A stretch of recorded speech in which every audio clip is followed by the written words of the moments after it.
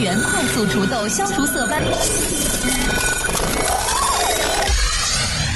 Hello and welcome to Maximum. Lionel Duru, 37 ans. Je viens de Dijon en Bourgogne. J'expose des peintures. Je mets la couleur, les liants, et après je pulvérise de l'alcool et j'enflamme. Enfin, je pulvérise du feu en fait, et ça crée, en fonction du mélange qu'on utilise, ça crée des effets de matière différents et une écriture différente en fait. Je retravaille tout après. J'utilise l'acrylique parce qu'il faut que ça sèche assez rapidement et j'ai pas la place chez moi pour stocker, bosser et puis utiliser la peinture à l'huile. Et puis la peinture à l'huile, quand on met le feu à la peinture à l'huile, ça s'arrête pas de brûler. Donc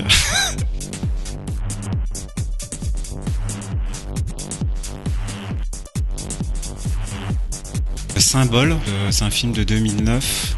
Je me rappelle plus du nom de l'auteur, c'est un film japonais, mais c'est l'auteur-réalisateur qui joue dedans. Et il y a deux histoires en parallèle. C'est un mec qui se réveille dans une pièce close, et à un moment donné, il y a un petit zizi qui apparaît dans le mur, un petit zizi blanc, et quand il appuie dessus, ça fait un son comme ça, et il y a une trappe qui s'ouvre, et il y a une baguette chinoise qui sort.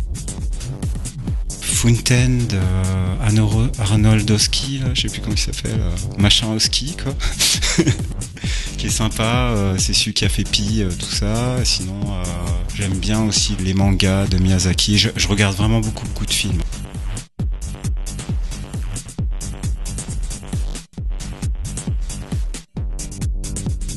Je fais du dessin depuis que j'ai 3 ans, j'ai commencé la peinture à 9 ans, et puis là j'avais arrêté pendant plusieurs années, notamment 2 ans pour faire du skate de descente. J'étais dans un club de peinture à l'huile quand j'avais 9 ans, mais je savais déjà dessiner un peu, je m'étais acharné, c'était ma passion quand j'étais gamin. Et après, comme j'allais pas au collège en fait, je rentrais chez moi, je me barrais de cours et tout, et j'avais des notes pas trop mauvaises, et du coup les profs voulaient plus de moi. Du coup ma mère m'a trouvé un lycée public d'art graphique sur Paris. Après j'ai fait des études d'art graphique, ça m'a gonflé, donc j'ai fait des études artistiques, ça m'a gonflé, donc je faisais de l'animation de loisirs avec les gamins. Donc après j'ai fait une formation BTEP que j'ai pas fini, et puis après j'ai vécu en faisant de la musique, de la peinture, puis des petits boulots de temps en temps. En ce moment j'écoute une radio internet qui passe de la drum and bass, pas mal, des trucs, mais sinon j'écoute vraiment de tout, quoi. Du jazz, du rock psyché, du trip hop.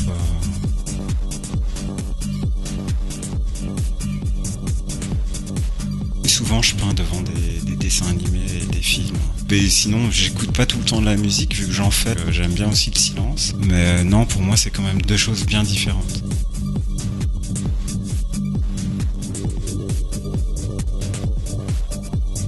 Quand j'étais gamin, j'habitais dans un quartier super friqué de Dijon, le plus friqué. Et en fait, mon père était instit, donc on était dans le logement de fonction, donc nous on était pauvres, quoi. On avait des copains très riches, et leurs parents n'étaient jamais là. Et du coup, on avait une cabane pour lancer des pierres sur les voitures. Donc voilà, c'est souvenirs. Donc on lançait des pierres, les voitures pilaient, et on partait en courant avec les conducteurs qui partaient dans les petits chemins. C'était bien rigolo, quoi.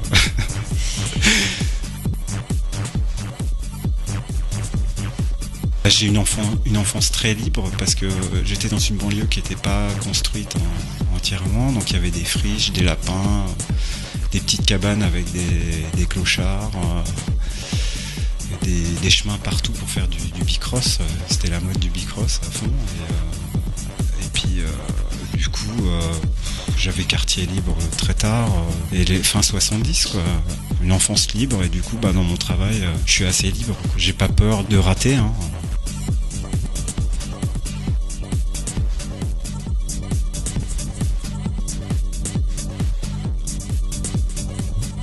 En ce moment, je lis beaucoup Internet, je lis beaucoup de trucs politiques sur les alternatives et sur comment marche un petit peu le monde en ce moment.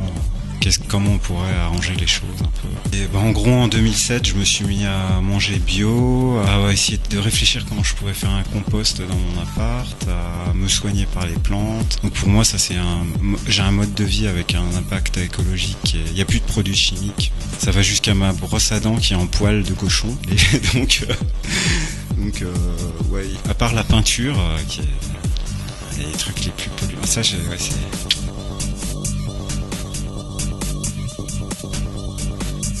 comme dessin qui me vient à l'esprit, j'avais fait un dessin quand j'avais 19 ans qui était assez torturé. C'était une vue subjective de quelqu'un qui saute par la fenêtre. Donc on voyait un peu une photo qu'on peut pas prendre en fait de quelqu'un qui se suicide en sautant. À 19 ans, on est encore un peu ado, encore torturé.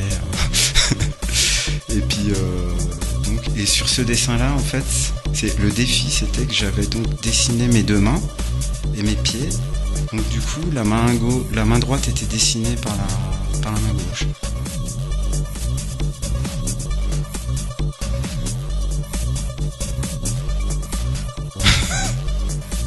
Je sais pas, je me suis dit, je suis très romantique. Je sais pas ce que ça veut dire vraiment. Bref. Rouge, bleu outre-mer, l'ocre rouge.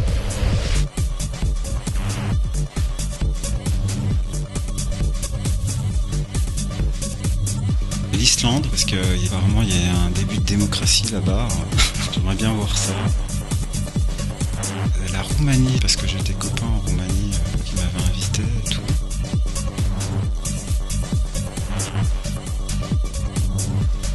Je dirais le Japon, mais le Japon, on peut. Maintenant c'est radioactif, faut plus y aller. Donc l'Australie.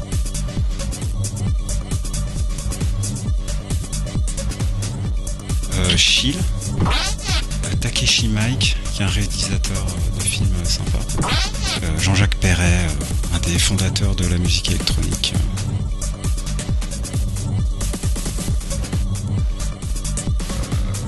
Oui, c'est urgent de trouver des alternatives là, donc il faut que vous arrêtiez de travailler pour le système, vous travailliez pour vos amis, voilà, et que vous soyez créatifs dans votre vie.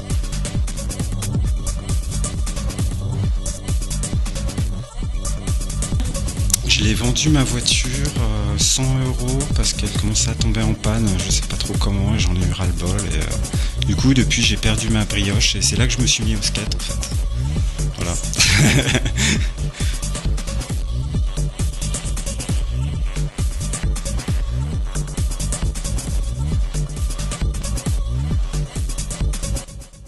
Venez découvrir l'exposition de Lionel Durupt du 30 octobre au 30 novembre à la Galerie du Boulevard, 2 places René Groussard à Mel.